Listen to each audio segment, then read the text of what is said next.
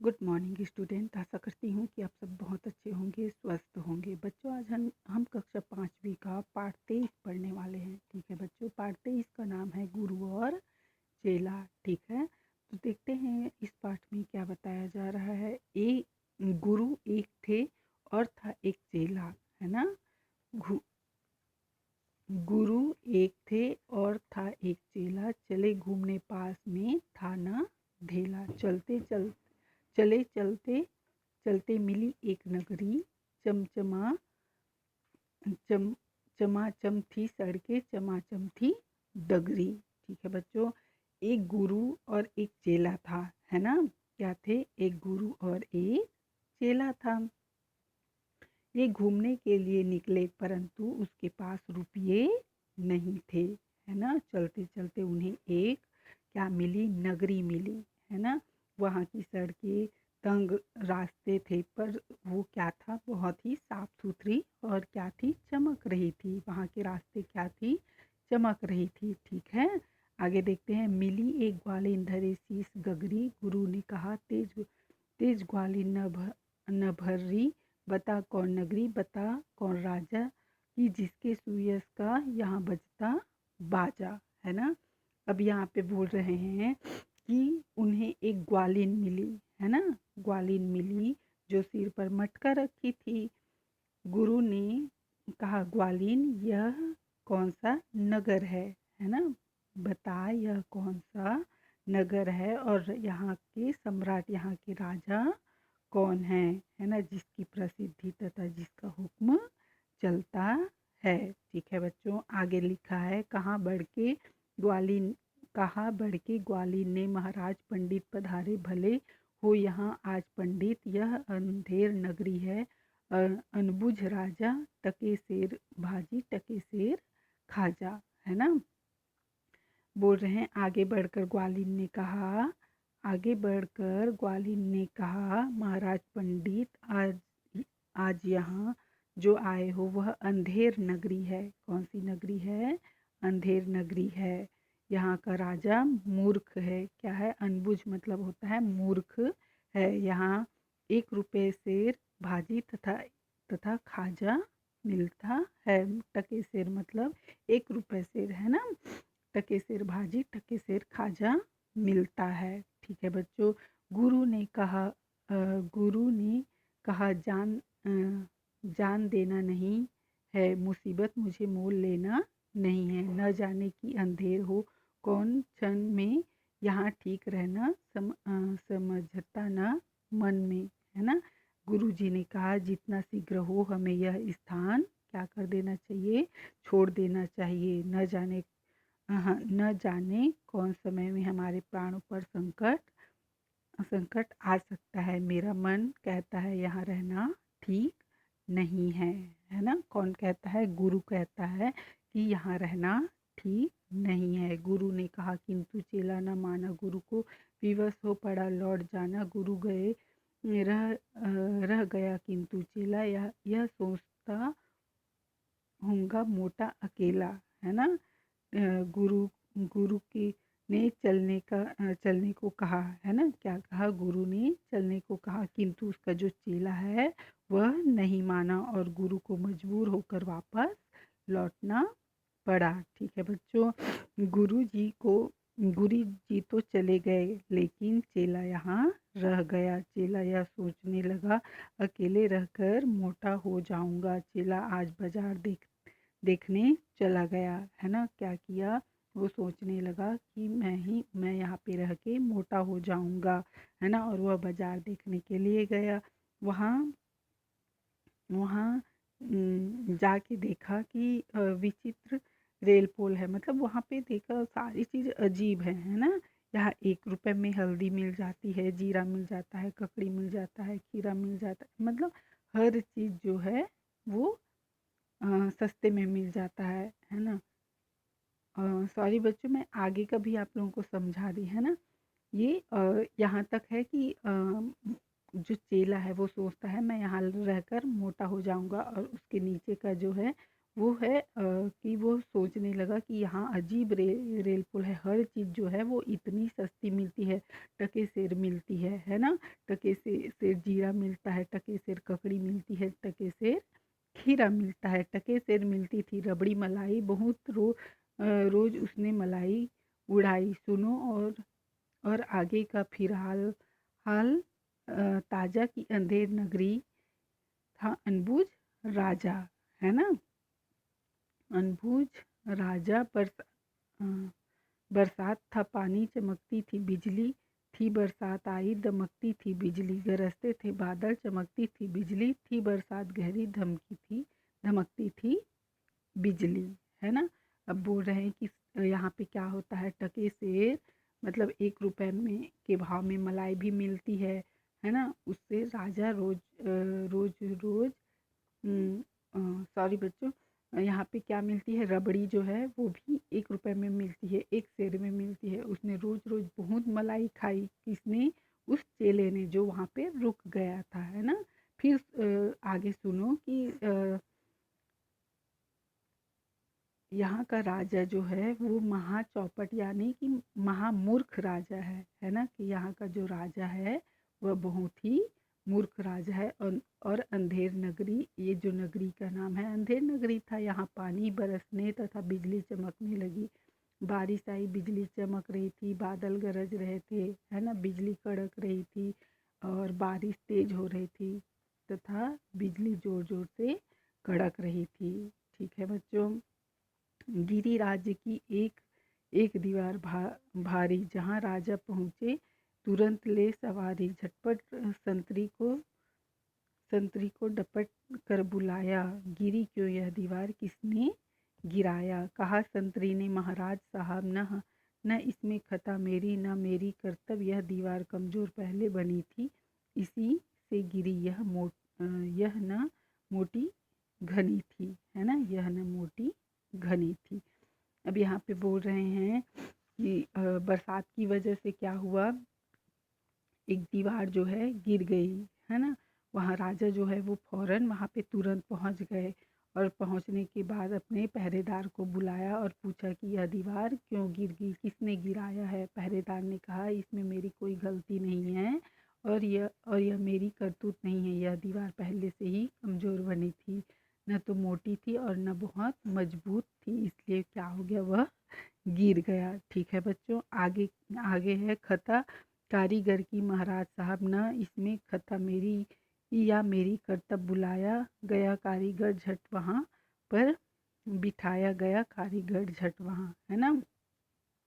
झट वहाँ कहा राजा ने कारीगर को, सजा दो, खता इसकी है, आज इसको सजा दो। कहा कारीगर ने, जरा की न देरी, महाराज इसमें खता न मेरी, है ना। अब राजा साहब इसमें गलती कारीगर की है, इसमें मेरी कोई गलती नहीं है। किसने कहा, पहरेदार ने कहा, है ना। पहरेदार ने कहा इसमें मेरी कोई गलती नहीं है ना, और ना ही मेरा काम है। तुरंत वहाँ पर कारीगर को बुलाया गया, है ना, क्योंकि उसने कहा कि गलती कारीगर की है। वहाँ पर तुरंत कारीगर को बिठाया गया और राजा ने कहा कारीगर को सजा दी जाए, क्योंकि गलती किसकी है, कारीगर की है ना। गलती किसकी है, कारीगर की है। इसको आज इसको सजा दी जाए। कारीगर ने थोड़ा भी क्या नहीं किया, देर नहीं किया और कहा कि महाराज इसमें मेरी कोई भी गलती नहीं है। ठीक है बच्चों। यह मिस्त्री की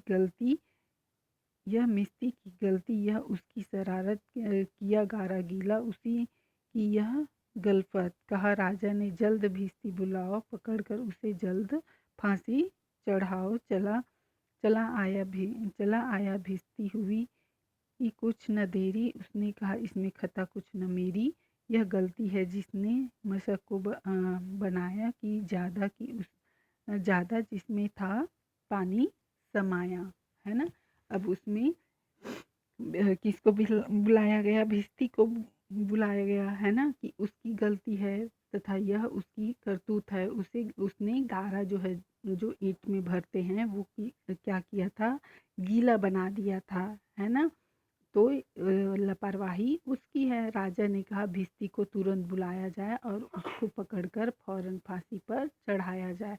भिस्ती फौरन चला आया और उसने कहा बोला कि इसमें मेरी कोई गलती नहीं है ना, मैंने कोई गलती नहीं की है। इतनी बड़ी बना दी कि उसमें पानी ज़्यादा आ गया, है ना। अब वो बोलता है कि इसमें मेरी कोई गलती नहीं है, दीवार को इतनी बड़ी बना दी कि उसमें पानी ज़्यादा आ गया, है ना।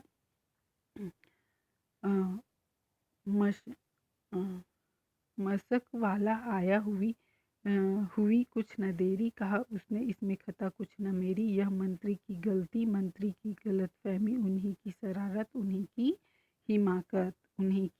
हिमाकत। बड़े जानवर का था चमड़ा, दिलाया चुराया न चमड़ा मशक को बनाया।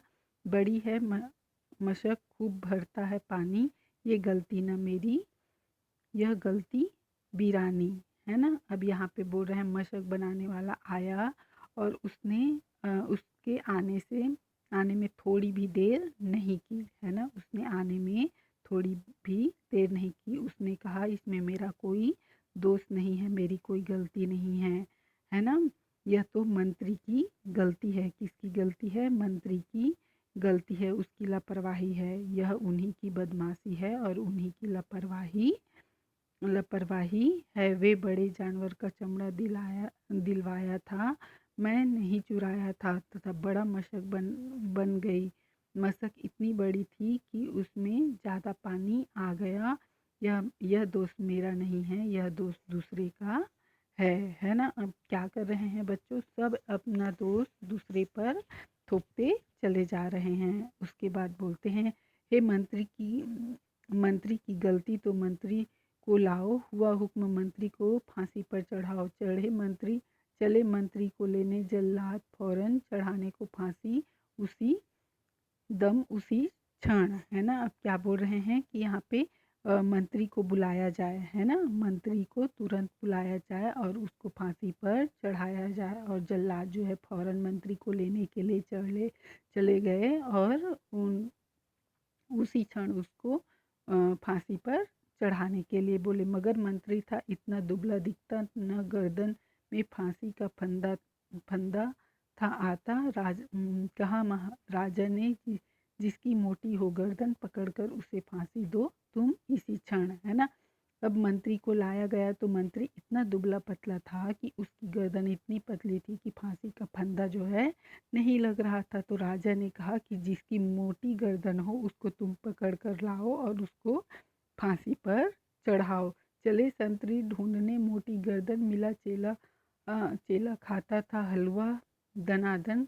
कहा संतरी ने, चले आप फौरन, महाराज ने भेजा न्योता इसी क्षण, है ना। अब संतरी जो है वो मोटी गर्दन वाले इंसान को ढूंढ रहे थे, तो वो चेला मिला जो हलवा पूड़ी खाकर क्या हो गया था, मोटा हो गया था, है ना। और उसकी गर्दन मोटी थी। संतरी ने कहा कि तुम फौरन चलो, महाराज ने तुम्हें बुलाया है। बहुत मन में खुश हो चला आज चेला, कहा आज न्योता छकूंगा अकेला। मगर आके पहुंचा तो देखा झमेला, वहाँ तो जुड़ा था अजब का मेला, है ना। अब वो जो चेला था वो बहुत ही ज़्यादा खुश हो गया, है ना, कि आज मुझे बुलावा आया है और मैं मस्त छक कर खाऊंगा। मगर जब आकर देखता है तो वो देखता है कि यहाँ तो बड़ा ही अजीब सा झमेला है ना। बहुत ही अजीब सा मेला जैसे लगा हुआ है, विचित्र मेला लगा हुआ है। ठीक है बच्चों, इसके आगे दिया हुआ है, यह मोटी है गर्दन, इसे तुम बढ़ाओ, कहा राजा ने, इसको फांसी चढ़ाओ। यह कहा चेला ने, कुछ खता तो बताओ, कहा राजा ने, चुप न बकबक मचाओ, है ना। अब यहाँ पे बोल रहे हैं कि यह मोटी गर्दन वाला है, इसे तुम बढ़ाओ। राजा ने कहा इसे ही फांसी पर क्या करो, चढ़ाओ, है ना। तो चेला बोलता है कि इसमें मेरी क्या गलती है, ये गलती तो तुम बताओ। राजा बोलते हैं कि शोर मत मचाओ, चुप रहो, शोर मत मचाओ, ठीक है। मगर था ना बुद्धू था चालाक चेला, मचाया बड़ा ही वहीं पर झमेला। कहा पहले गुरु जी के दर्शन कराओ मुझे बाद में चाहे फांसी चढ़ाओ। और जो क्या था, चेला था, वो बहुत ही क्या था, बुद्धिमान था, है ना। वो तो बुद्धू था ही नहीं, बुद्धिमान था। तो उसने कहा कि पहले मुझे गुरु के दर्शन कराओ, उसके बाद आप लोग मुझे क्या करना, फांसी पर चढ़ा देना। गुरु जी बुलाए गए झट वहाँ पर, कि रोता था चेला खड़ा था जहाँ पर। गुरु जी ने चेला को आकर बुलाया, तुरंत कान में कुछ मंत्र गुनगुनाया। झगड़े लगे झगड़ने लगे। फिर गुरु और चेला, मचा उसमें धक्कम बड़ा रेल पेला। गुरु ने कहा फांसी पर मैं चढ़ूंगा, कहा चेले ने फांसी पर मैं चढ़ूंगा, है ना। अब वहाँ पर गुरु जी को फौरन बुलाया गया। वहाँ पर देखा तो चेला रो रहा था। गुरु जी ही चेले को बुलाया और उसके कान में फौरन कुछ मंत्र बोला, है ना। उसके बाद दोनों झगड़ने लगे कि मैं पहले फांसी पर चढ़ूंगा, मैं पहले फांसी पर चढ़ूंगा। हटाए न हटते अड़े ऐसे दोनों, छुटाए न छूटते लड़े ऐसे दोनों। बड़े राजा फौरन कहा बात क्या है। गुरु ने बताया करामात क्या। अब दोनों को हटाने से वे हट नहीं रहे थे, अपने अपने जिद में क्या थे, अड़े हुए थे, है ना। अपने अपने जिद में अड़े हुए थे। फिर राजा आगे बढ़कर तुरंत कहा क्या बात है, तुम दोनों की दोनों ही फांसी चढ़ने के लिए क्यों झगड़ रहे हो। तो क्या हुआ कि गुरु ने फिर आगे का बताया। चढ़ेगा जो फांसी मुहूर्त है ऐसी, न ऐसी मुहूर्त बनी बढ़िया जैसी। वह राजा नहीं चक्रवर्ती बनेगा, यह संसार का छत्र उस पर तनेगा, है ना। और वो जो गुरु हैं वो बताते हैं कि बहुत अच्छा मुहूर्त है ना। जो बहुत वर्षों बाद, हजारों वर्षों बाद ऐसा मुहूर्त आता है कि जो अभी फांसी पर चढ़ेगा वह क्या होगा, बहुत ही प्रसिद्ध राजा बनेगा और संसार पर उसका राज रहेगा, अर्थात वैभव प्राप्त होगा। ठीक है बच्चों, आगे है कहा राजा ने बात सच गर यही, गुरु का कथन झूठ होता नहीं। कहा राजा ने फांसी पर मैं चढ़ूंगा, इसी दम फांसी पर मैं लटकूंगा। चढ़ा चढ़ा फांसी राजा बना, खूब बाजा प्रजा खुश हुई। जब मरा मूर्ख राजा, बजा खूब घर घर बधाई का बाजा। थी अंधेर नगरी का अनबुझ राजा, है ना। अब राजा ने कहा यह अगर बात सच है तो फिर गुरु बोलते हैं कि गुरु जो है वो कभी भी झूठ नहीं बोलते हैं। राजा ने कहा मैं फांसी पर चढ़ूंगा, इसी समय मैं फांसी पर चढ़ूंगा। तो क्या हुआ कि राजा फांसी पर चढ़ गए, है ना। फांसी पर चढ़ गया। जैसे ही राजा फांसी पर चढ़ा खूब बाजा बजने लगा। प्रजा बहुत खुश हुई कि मूर्ख राजा क्या हो गया, मर गया, है ना। लोग घर घर जाकर खूब बधाई देने लगे, बाजा बजने लगी। यह थी अंधेर नगरी और चौपट राजा की कहानी। ठीक है बच्चों, तो हमने पूरे कविता के रूप में अंधेर नगरी और चौपट राजा की कहानी को सुना है। आशा करती हूँ कि आप लोगों को यह समझ में आई होगी। ठीक है बच्चों, आगे का मैं आप लोगों को कल लिखवाऊंगी। आज के लिए बस इतना ही बच्चों, थैंक यू।